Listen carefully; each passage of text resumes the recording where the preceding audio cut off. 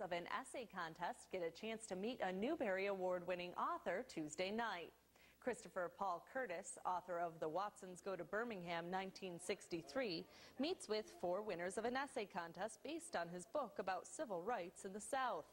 The kids got to go on a tour of the Robert H. Jackson Center and learn more about the legacy of Jackson and how his work as a Supreme Court justice affected the civil rights movement.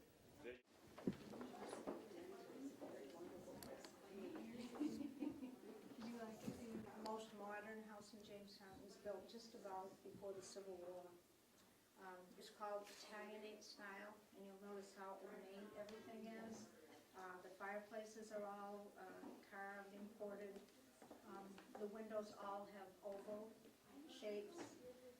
All of the gilt work on here was, this is the way it would have been at the time, but it has been redone by, that was the Alonzo Kent. The Alonzo Kent home. Those are cast iron. You've probably seen a lot of those in the Rochester area. Right. All either to keep it warm or keep it cold, depending on the time of year. And if you come over here, now when Alonzo Kent and his wife died, the estate was taken over by his nephew, Albert Kent, and Mr. Chicago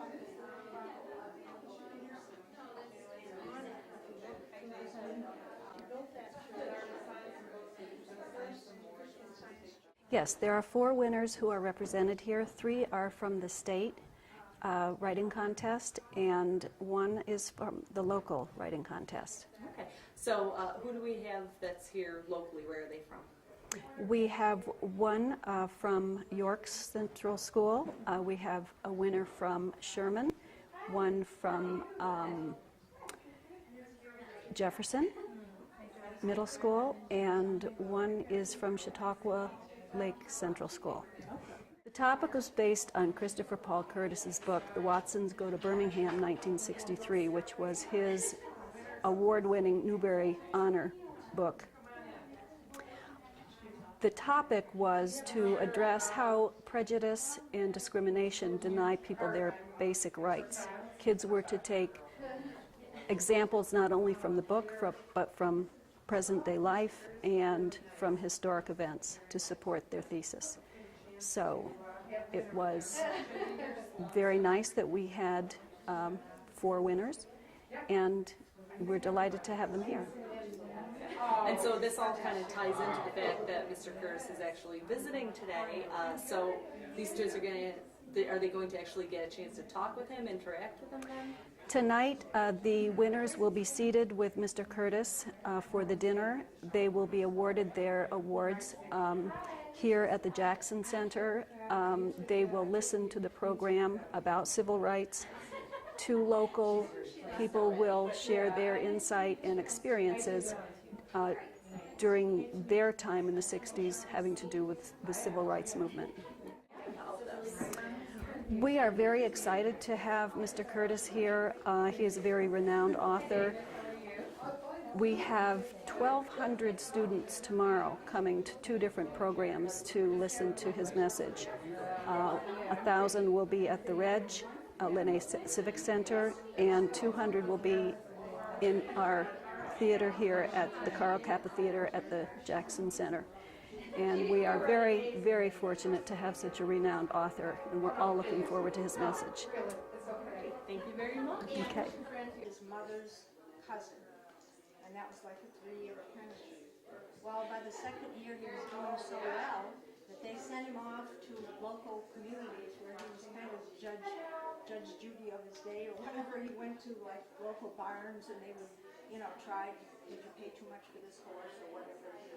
And after to go to all the a 2-year course, which he finished in 1 year. Came back to Jamestown, finished his year of apprenticeship. So then he did finally take the bar exam and became one of the most famous lawyers in Western New York. And he had met Franklin Roosevelt. And he progressed on, went into the federal government, through his whole life. His father was a very independent man. He was kind of a loner. did his own thing, wasn't really religious, didn't belong to the Masons, was well liked, but he was just did his own thing. And he brought his son up. He said, who he is, how he never was beholden to anyone. In fact, when he first went to Washington and was working with the president, he got a call from his husband saying, we can. Okay. Thank you. Nate, if you want to introduce? Yes, we have a wonderful, a winning family here. Would you like to introduce How are you? your family? And we're going to have some pictures taken. I think that they're going to be right in here. So would you join the kids in here? And maybe we need to have you come in as well. Winners? Don't be shy with Should we move over a little bit? Yeah, I really don't like that light right behind you there. not over here. Yeah, that might be good. That's much better, thank you. No, that's good, just like that. Girls, could you, you guys look this way and you guys look that way?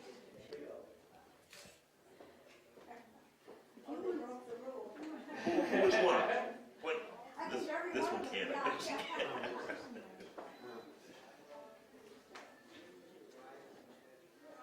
Now, are you guys regular writers, or is this just something that you do for this? You write all the time? Okay.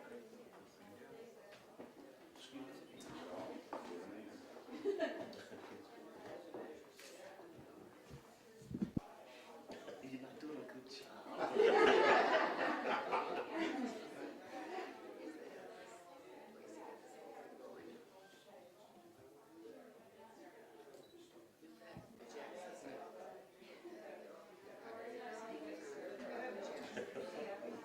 It's harder than it looks. Now you have more appreciation for people who take pictures.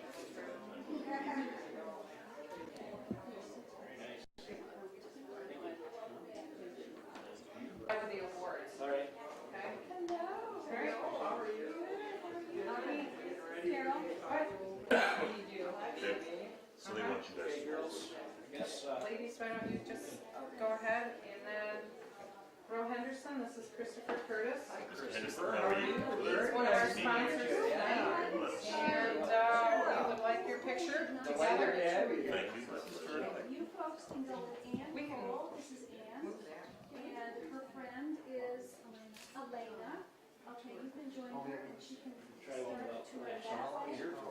Just to, And the kids that already started a tour with Mary can. I was afraid you would have some of your notorious women. no, Weird out through and what is that? nah, I'm getting a little bit of a reflection. I need one more.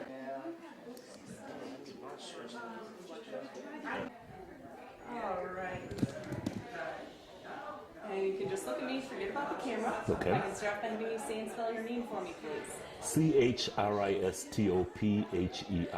CHRISTOPHERCURTIS, Christopher Curtis. Okay, and you are author, any other title to add to that? Author, father, husband, child of the universe. And now you are the author of, it was the title, The Watsons Go to Birmingham, 1963. okay. Tell us just a brief synopsis of what your book is about. The Watsons Go to Birmingham, 1963 is a story about a family from Flint, Michigan that has a 13-year-old son who's a semi-juvenile delinquent. And they decide to straighten him out by sending him to his grandmother in Birmingham, Alabama. She's known as a strict disciplinarian, and they figure that she'll straighten him out. While there, the story brushes up against the bombing of a church, much like the 16th Street Baptist Church that was bombed in September of '63, where 4 little girls were killed. The story is mostly a family story. It's not really a lot about the civil rights movement, but it's just the way that just this brush with the protests that were going on, the effect that it had on the family. So this is kind of a linking of, this is a fictional story then, or is this based on actual events, the the family story part of it. The family story is pretty much fictional. There are a lot of things that happened to my family that are included in the story. Someone had asked me right after I'd written it if it was autobiographical, and I said, no, not at all. But then they said, well, didn't this happen? Didn't this happen? And I guess it is pretty. There are a lot of things that did happen to my family. And I think particularly for first-time author, that happens quite a bit. You put a lot of yourself into the story. Now, so your story kind of ties this fictional aspect with a historical aspect, something that the kids' responses that you've gotten, that they've enjoyed this type of learning through reading? Right. I think that if the book is at all effective with kids, it's because they become a part of the family first. I want them to feel like they are one of the Watsons who's traveling to Birmingham in 1963, and that when the bomb goes off in the church, I want them to have some type of understanding of what it would be like to wonder if your sister or your somebody that you loved was in that church at the time that the bomb went off. So if the story works, it's because I think first you are pulled in by the family, and then the historical aspect. One of the things I try to avoid doing is using the books as a lesson for kids, because they can smell that from a mile off, and it's a real turnoff to think I'm going to be taught something here. But I hope that by reading the story and seeing it from the narrator's point of view, the 10-year-old Kenny Watson, if they can see it from his point of view, they might wonder what was going on at the time that made people want to actually bomb a church and kill 4 little girls. We hear a lot about terrorism now. We see nothing in the United States like the terrorism that happened throughout the South in the 50s and the 60s, directed at black people. And hopefully young people will read the book and might ask more questions, pick up a history book and try to find out what's going on, pick up other books and read about it. That'd be my ultimate goal as an author. And now all these kids who are here today have obviously read your book, they've written these essays about it, and they've actually won awards for this. Are you happy to see this kind of thing coming out of your work? Oh, it's very gratifying to see that, to read the reviews that the young people gave of the book, to encourage them to write. I think this whole program is a wonderful idea to get students writing. One of the things I tell people all the time is, in school you're going to learn to read and write, and those are the 2 most important things. And if you can master those, you can do just about anything. And I know as a writer myself that writers are insecure. We need strokes every once in a while. And for a young person to be recognized for doing a good job with their writing at this age is a very good stroke. And hopefully it will encourage them to write more and to develop and to become a better writer. Anything else that you wanted to add for today? No, I just would like to let everybody know that the charges have been dropped and the restraining orders are off. So.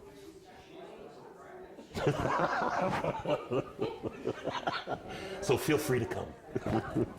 Yeah, it's time for Okay. Well, if you want to talk about here, we've got all these students who have won an essay contest based on this book written by Mr. Curtis. What's kind of the link here for Jackson Center? Oh, it's a simple one. Robert Jackson was very much involved in the 1954 Brown versus Board of Education case. He was a part of the unanimous opinion. And a few years ago, we had Linda and Cheryl Brown here in commemoration of the 50th anniversary of that decision. And as part of that legacy, very much is what we have here today with Christopher Paul Curtis, having written a book entitled The Watsons Go to Birmingham, 1963, which is a snapshot of that time period. And that was definitely the legacy of Brown versus Board in the attempt to integrate a lifestyle and integrate a school systems which were attempted to be done constitutionally, but ultimately required activity in places like Birmingham, Alabama.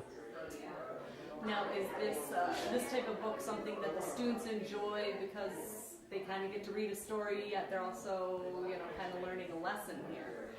Well, I think both of those.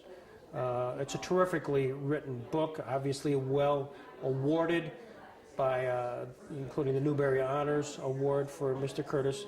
Just a terrific job. And that told a story of loss of innocence, an opportunity for a family to not only get exposed to its life during that teen and preteen years, but also going exposed to what happened in Birmingham in 1963, which had to be a tremendous eye-opener for all concerned. So I think the students found much out of this book, and we're just thrilled that Mr. Curtis could be part of our. Thank you. Thank you. Grandma says, read. How old is Carol?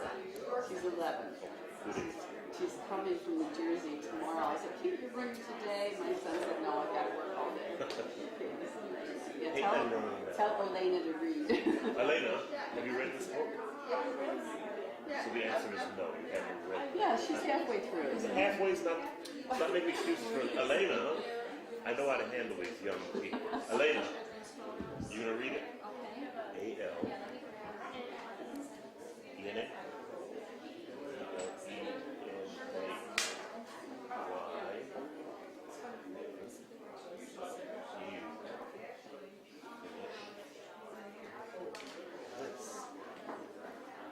Why, Elena?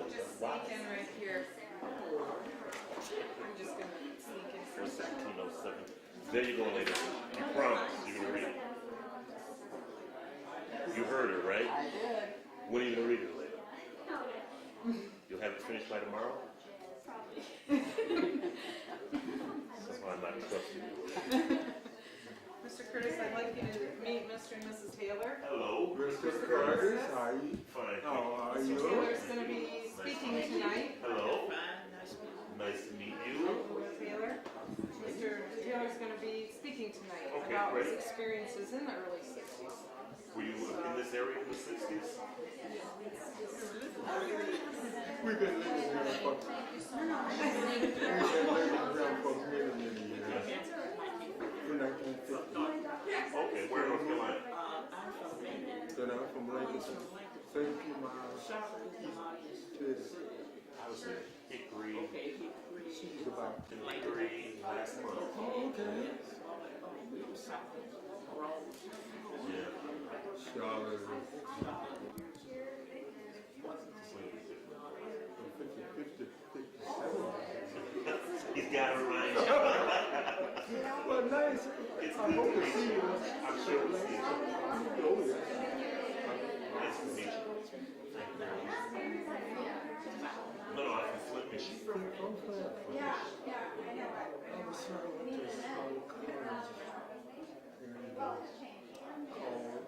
Northwood. Northwood in Michigan. Yeah, in Midland. Yeah, that's about 35 miles from Flint. Well, it's nice meeting you. Let's see. I'm very short story. Okay. About the book. I was about 10 years ago. My grandson was quite ill, and so I was reading to him. He said, "I was my husband," so I'm reading his book. And this one, I think she's. I was saying to him, "All right, do you want to stop?" No, it's more. Christopher Curtis, and I'm an author, and a lot of times when I tell young people that, they'll look at me and they say, "Oh, you write books? You must be a genius." Do I look like a genius to you? The correct answer is yes. But no, I'm not a genius, and you don't have to be a genius to write a book. Writing books is like anything else that you do. How many of you, what do you have to do, all three of those things to get better? Practice. You have to practice. And I became an author through practice accidentally. And the way that happened, who could tell me what this is? It's a hand, but it's something else.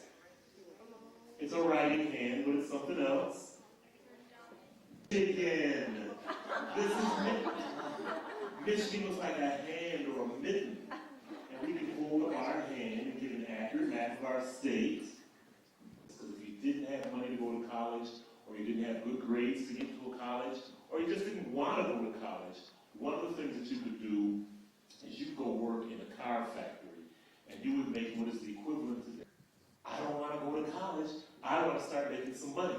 And that caused my parents to get into an argument. My mother said, "No, I don't want you to go in that factory and start working. You'll go in there, you'll buy stuff, you'll get trapped, you'll never come out." My father, dads are different. My father said, right, mom or dad? Mom or dad? If you don't listen to anything else that I say here today, listen to this. It'll make your life a lot easier. Mom is right 99.9% of the time. Very first thing I bought with my very first paycheck. Now this is a young group. A lot of you aren't going to know what I'm talking about. How many of you remember something called an 8-track tape player? Some of you do, some of you don't. Those of you who do the song, you would stop dead in the middle of the song and make a noise and go, rada, rada, rada, rada, rada. It'll play the rest of the song. And you weren't supposed to notice that. Terrible. So with my first check, I went out and I bought a cassette player that had speakers that were this tall. And it cost a lot of money, but I'm making a lot of money. Next thing I did, I went out and I bought a brand new, not just any kind of a car, I bought a brand, no, not a Cadillac. Yeah. And I don't like to brag. You see the color of the yellow on his jacket? The yellow one, stand up. On the yellow on his jacket there, that's the color my Camaro was. It was bright yellow. You can say thank you. It had a black vinyl top. I had a great big afro. It's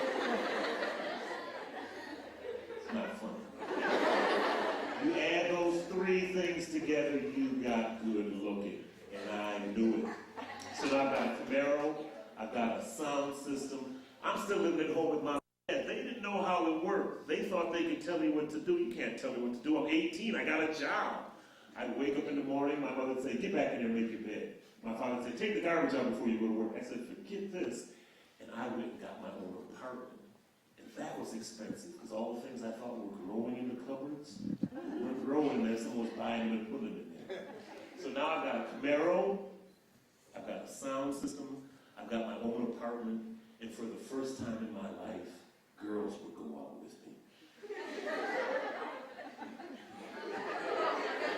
I was in Cleveland, Ohio. There was a young man sitting right where you're sitting. When I told him that, he raised his hand and said, they're just using you, man. But I didn't care. That was fine with me. But what I was doing was digging a hole deeper and deeper and staying in the factory. No. I worked in that factory for 13 years. And I hated every single minute of working in that factory. But I think working in the factory is one of the things that turned me into a writer. My job was to put doors on the cars. And the way that would work, there'd be an assembly line right here. And the assembly line is nothing but a chain in the floor, and they put a hook on the chain. Then there's a little cart that goes on the hook, and it gets pulled throughout the factory, and we build the car on it. When the car got to me, it didn't look like a car. It's just the shell of a car. No paint, no engine, no interior, no wheels, no frame, nothing. My job was to put doors on it. And the way it worked, every minute, another car would come by, a steady stream of cars all day long, 10 hours. When the job got to me, I'd take a great big fixture that hung from the ceiling, clamp it down on the car, run back over here, pick up a door. The doors weigh anywhere from 50 to 80 pounds, so they're really heavy. Take the door, slide it into the fixture. Then I would start walking backwards because the line is moving. This hand I'd have 6 bolts. This hand I'd have a motor.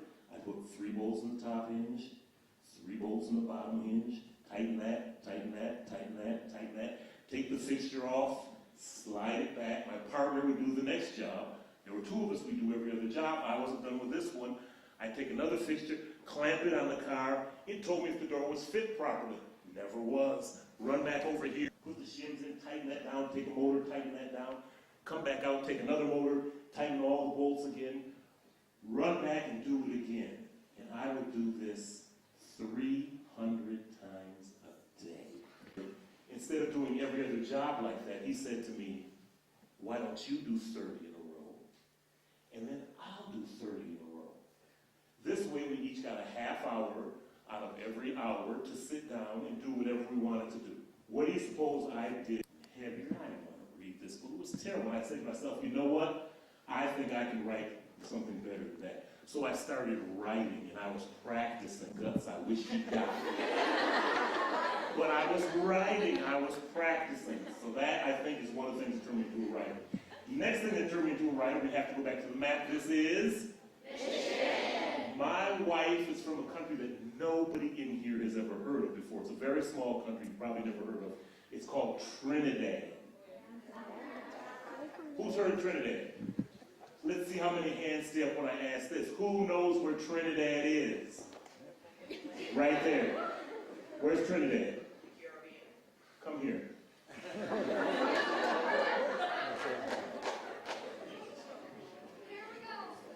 Oh, yeah. I mean, he spilled beans. Any day, you know. What is your name? My name is Christopher. Nice to meet you, Christopher. Christopher, turn around. Walk with me, Christopher. Come on, Christopher.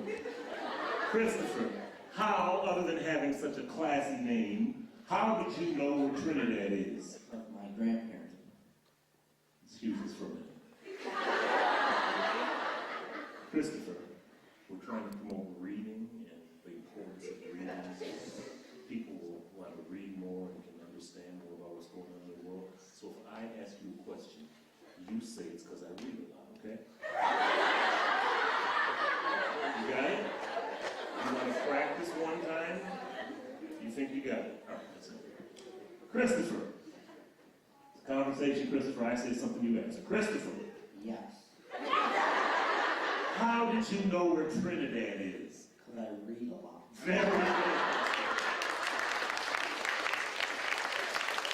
Good job, Christopher. And Christopher, some of the time when you read, do you get confused? Yes. I'll bet you do. And you lose your place in the book? Yes, Christopher. When I go to a school or to a city and there's a young man who's got a classy name like Christopher, and he's bright enough and brave enough to raise his hand, and he knows that Trinidad is the southernmost of the Caribbean islands, and he loses his place in books, I always bring a bookmark for that young man so he won't lose his place again. So.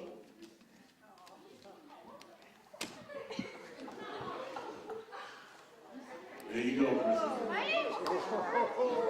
That's your bookmark. Have a seat, Christopher.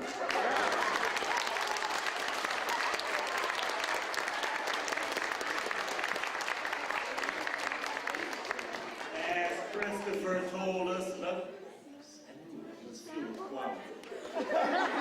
you have a bookmark? Yes, you can, but you have to get this thing called a JOB. As Christopher told us, Trinidad is the southernmost of the Caribbean islands. It's right next to Venezuela. And the way my wife and I met, this is Trinidad would be in the basement somewhere so far south. She moved from Trinidad to a city up here in Canada called Hamilton. And Hamilton and Flint have something every year called the Canusa Games. And it's a sports competition. One year it's in Flint, the next year it's in Hamilton. I was on the basketball team from Flint one year. I was dribbling down the court. I looked in the stands. I saw a young woman. I said, oh, she is bad. And remember, I had that yellow Camaro. But are you not listening? No! Changes are going to be taking place. Changes are going to be taking place. Things are going to change. You're not going to understand what's going on. I'm going to. You're going to walk into your English class. You're going to look across the room. You're going to see a little girl. Her name might be Courtney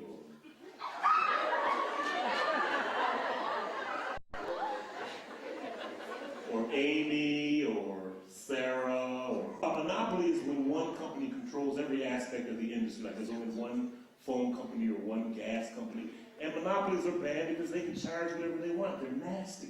How did you know what a monopoly is, Melissa? Marissa? How did you know? I read it in social studies. Excuse us for a minute. Marissa, it's nice that you read it in the social studies book, but we're trying to promote reading. She can share it. If I...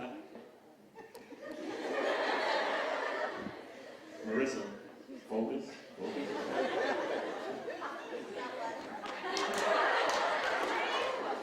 Marissa, if I ask you a question, you say it's because I read a lot, okay?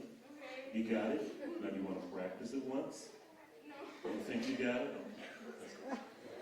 Marissa. Yeah. How did you know what a monopoly is? I read a lot. Very good, Marissa. And Marissa, some of the time, I wouldn't have to ask. You get very confused, don't you? And do you lose your place in the book, Marissa? Marissa, when I go to a school or to a city, and there's a young woman who's smart enough and brave enough to raise her hand, and she knows what a monopoly is, and she loses her place in books a lot, I tell her to tear a page off a newspaper and stick it in her mouth.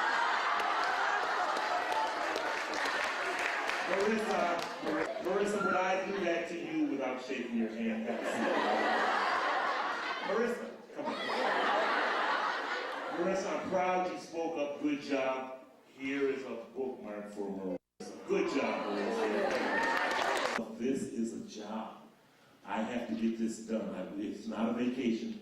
This is something I have to do as a job. I was working in a warehouse unloading trucks at the time. Didn't like my job, didn't like my boss, but I went every day and I gave her the respect she deserved. I was my own boss now, so I had to give myself the same respect. Yeah. We blew the budget because I knew once you publish a book, you're not quite a millionaire, but you're filthy rich. I don't know any of you, when you were coming in, did you happen to see parked out front? There was a brand new 2007 Mercedes-Benz ML430 sports utility vehicle, black with a gray leather interior, 12-inch CDJ fenders in the front and back, 22-inch chrome rims. Anybody see that out there? It's not mine. Probably belongs to one of these librarians in here. I got a real surprise when I found this book was going to cost $17 hardcover in the store. That's a lot of money, $17. How much of that 17?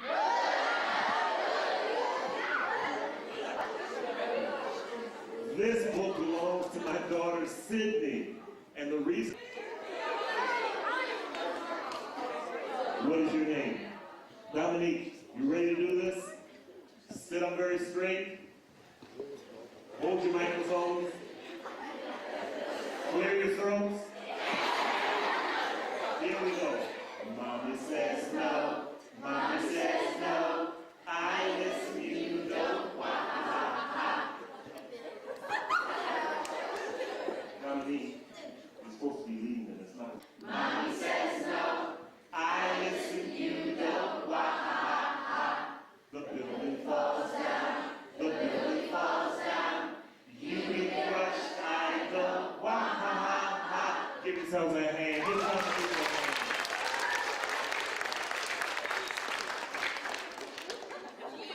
We got a call about 7 or 8 years ago to come to New York City because somebody wanted to make a movie out of the Watsons Go to Birmingham. So Kay and Sydney and I went to New York. We went to this place called the William Morris Agency. We opened the door, we walked in, and we met Whoopi Goldberg. And she bought the rights to make a movie about the book. She never made it, but that wasn't the cool thing. The cool thing is Whoopi, and I call her Whoopi because it's not funny. We're just like this now. Whoopi knew that Sydney was coming, so she brought a present for Sydney. And the present she brought for Sydney was a Whoopi doll. And it's the scariest doll you've ever seen. It's about this tall, and I think Whoopi had some bad when she was trying to get rid of, because ours looks like it's got a sore neck, and its head is hanging to the side like this, and it's got one hand up like this, and it's holding something that says Hai Chew on it. And what Hai Chew is a candy from Japan.